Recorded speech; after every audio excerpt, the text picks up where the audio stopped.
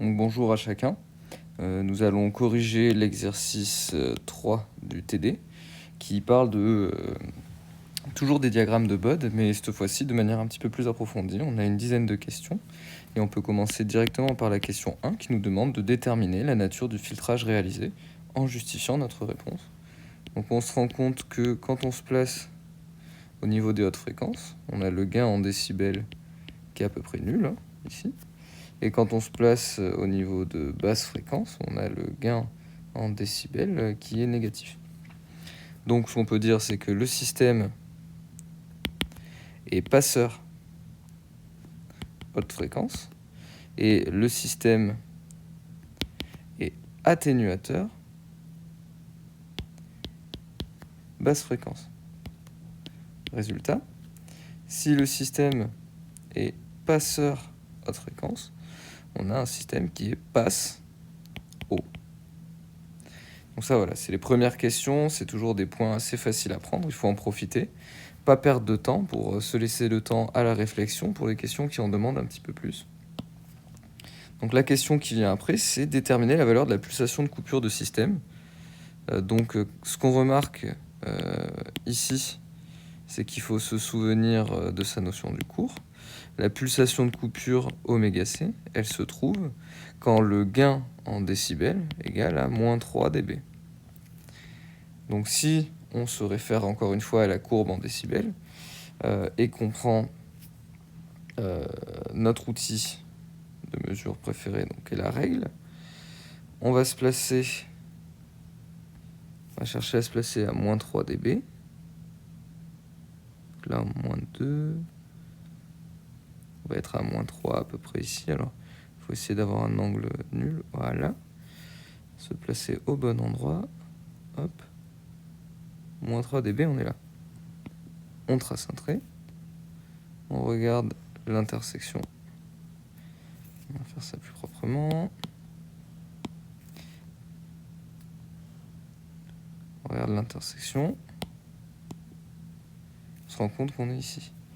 Donc si je zoome, voir que là on est à 3 fois 10, non pas 3, pardon, 4. 4 fois 10 puissance 3 Hz. Donc la pulsation de coupure, oméga C, alors c'est pas des Hz, pardon, c'est des radians par seconde ici. Donc la pulsation de coupure, elle est à 4000 radians par seconde.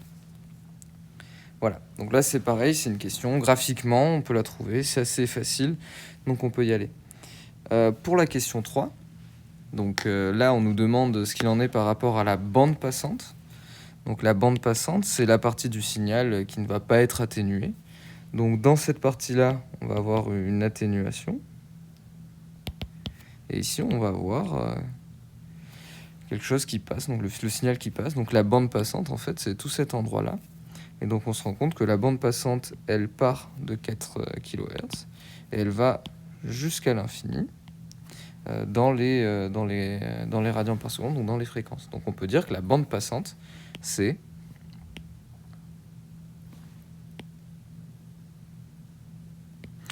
compris entre 4000 radians par seconde et l'infini. On peut dire que la bande passante, en fait, elle n'est pas définie, elle laisse passer toutes les hautes fréquences qui sont supérieures, enfin toutes les pulsations qui sont supérieures à 4000 radians par seconde.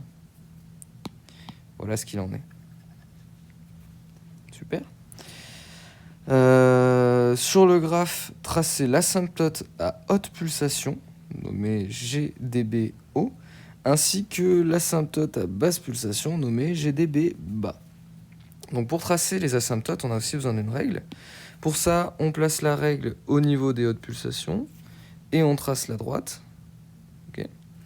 Et pour l'autre, on se place la règle au niveau des basses pulsations et on trace la droite. Hop là. Donc là, on va avoir GdB bas. Et ici, on va avoir GdB haut. Voilà. Bon, là-dessus, il n'y a pas forcément de grandes difficultés. Il suffit juste de les tracer. Et après, on va essayer de déterminer les pentes de chacune. Alors, pour la question 5, déterminer les pentes. GdB haut, on veut en trouver la pente. Là-dessus, il n'y a pas de piège, c'est pas compliqué. À haute fréquence, on se rend compte que peu importe la valeur de la pulsation, on reste sur un gain nul. Donc GdBO, il vaut 0 décibels, il est passant. À basse fréquence, il faut le déterminer graphiquement. On regarde quand on part de 100, donc quand on est ici, je vais juste épaissir un petit peu le trait, quand on part de là, et qu'on augmente d'une décade, donc c'est-à-dire qu'on fait x10, on arrive à cet endroit-là. Donc on part d'un gain, si je zoome un peu, qui est à moins 33 décibels, et on arrive à un gain qui est à... alors un gain à moins 33, moins 32 hein, à peu près, et ici à moins 12. Donc globalement, ce qu'on peut dire sur GdB bas, sur une décade,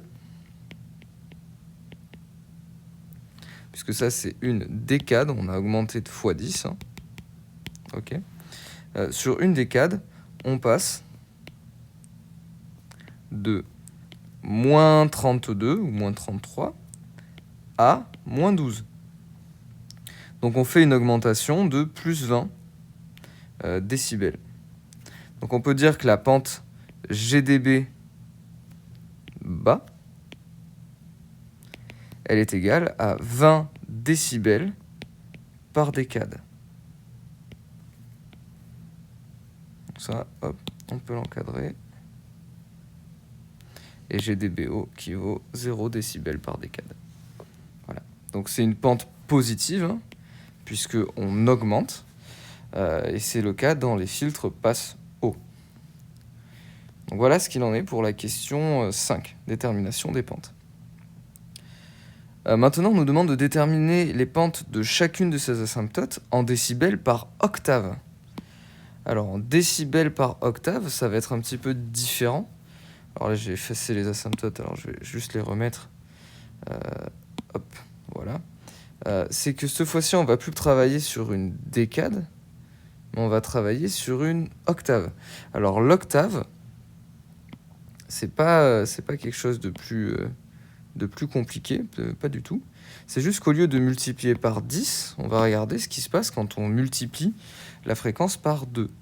Donc si par exemple je décide de partir de 200 radians, donc, par exemple si je zoome un petit peu sur toute cette partie là, je me place à 200, je suis là, je suis à moins 26 dB. Je fais x2, donc je passe à 400. Ici, je suis à moins 20 dB. D'accord? Donc, ici, si je réponds à la question 6, ok. Bon, GdB haut, ça ne change pas. C'est égal à 0 décibels par octave aussi, hein, puisque c'est 0, hein, ça bouge pas. Ok. Et GdB bas, pour GdB bas, sur une octave, on passe de moins 26 à moins 20. Donc ça veut dire que GdB bas, il a une pente de plus, alors l'écart entre moins 26 et moins 20, c'est plus 6 décibels par octave.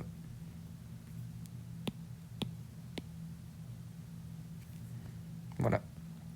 Donc c'est le même raisonnement, sauf que au lieu de prendre une gamme sur une décade, on prend une gamme sur une octave. Une octave, je rappelle, c'est x2. Voilà. Donc il n'y a pas de grande difficulté, encore une fois qu'on a tracé les asymptotes, on peut déterminer les pentes, que ce soit en octave ou en décade. Il faut juste faire attention à l'échelle qu'il y a en bas. On fait x10 quand on veut savoir la pente en octave, et on fait x2 en décade, pardon, et on fait x2 quand on veut savoir la pente en octave. En déduire l'ordre du filtre étudié. Alors pour en déduire l'ordre du filtre, il faut s'en référer à ce qu'on a vu en cours. Alors, tac, tac, tac. Donc c'est la question 7. L'ordre du filtre n, c'est égal à... c'est la pente de l'asymptote qui vaut 20 dB par décade. Donc on fait la pente qui vaut 20 divisé par 20. Et donc ça fait à peu près 1. Enfin, ça fait tout à fait 1, pardon. Parfaitement 1. Donc l'ordre du filtre. Et voilà. Donc ça, c'est l'application de la formule du cours. C'est vraiment très simple. Question 8. À l'aide du graphe, déterminer la valeur du module de h de j oméga et indiquer le nom de h de j oméga. Alors, h de j oméga, on peut directement le dire, c'est la transmittance isochrone.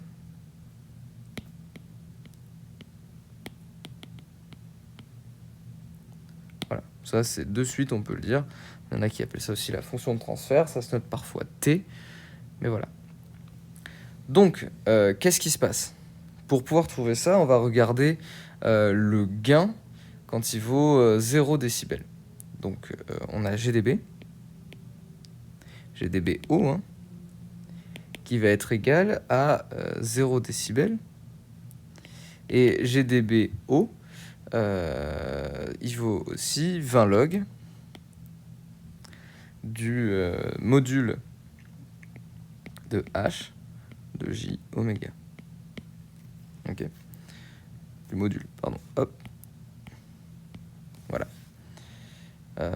Donc là, on peut directement en déduire que, alors, le module de H de J oméga, ici,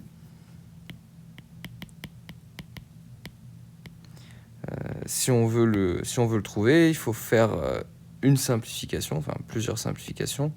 On veut isoler ce terme-là. Donc pour isoler ce terme-là, je fais passer le 20 de l'autre côté et j'élève à la puissance de 10 pour enlever les logs. Donc là, je vais peut-être aller un petit peu plus vite. Ça va être égal à 10 puissance GdB haut divisé par 20. Et donc, ça fait 1. Puisque 10 puissance 0 sur 20, ça fait 10 puissance 0, et 10 puissance 0, ça fait 1. Donc dans ce cas-là, le module de H de J oméga, c'est égal à 1, et c'est ce qu'on appelle l'amplification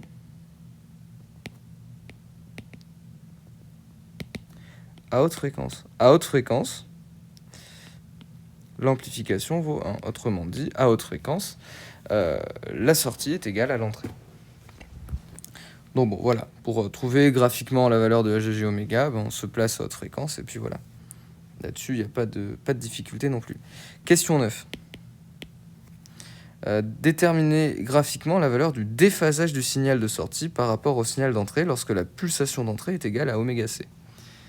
Donc là, il faut qu'on regarde cette fois-ci le diagramme de Bode, mais surtout la partie phase. Et on se place avec notre outil règle à la pulsation de coupure. Donc la pulsation de coupure qui vaut 4000. Je trace un trait. Je tourne la règle. Hop. Et je me rends compte que le déphasage, il vaut pi sur 4. Donc question 9. Oups. Question 9. Phi égale plus pi sur 4. Ok. Bon, ben là, forcément, c'est des questions à tiroir. Si jamais on se trompe au niveau de la question 2 sur la valeur de la pulsation de coupure, ben on va se tromper sur la question 9. Lorsque la pulsation, donc ça va être la question 10, lorsque la pulsation de coupure du signal d'entrée est égale à oméga c, le signal de sortie est en avance ou en retard par rapport au signal d'entrée justifié. Donc là, on a la phase, alors forcément je fourche un petit peu, hein.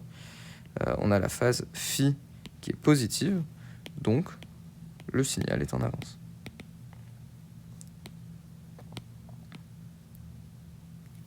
Voilà, donc le signal de sortie est en avance par rapport au signal d'entrée parce que forcément phi, ici on l'a noté, il est positif. Voilà.